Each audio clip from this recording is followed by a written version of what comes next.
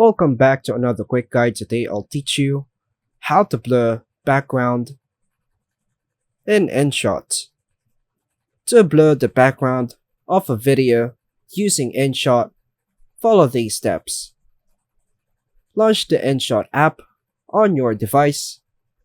From the home screen, choose Video depending on what you're editing. Choose the file from your gallery, then hit the check button.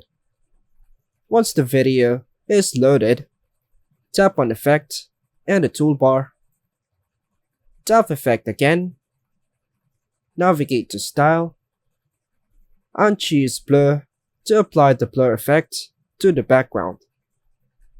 Use the blur value slider to adjust the intensity of the blur. Once done, hit the check button and extend the effect to match the duration of your video. Now tap the PIP and choose the same video clip again. Tap Full Fit Screen, then choose Cutout from the tools and apply it.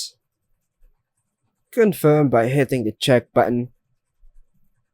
Preview the effect by tapping the play button. When satisfied with the result, tap Export to save the edited video or photo to your device. Now, you have successfully applied a blurred background to your video. And that's all for now, folks. Thanks for watching.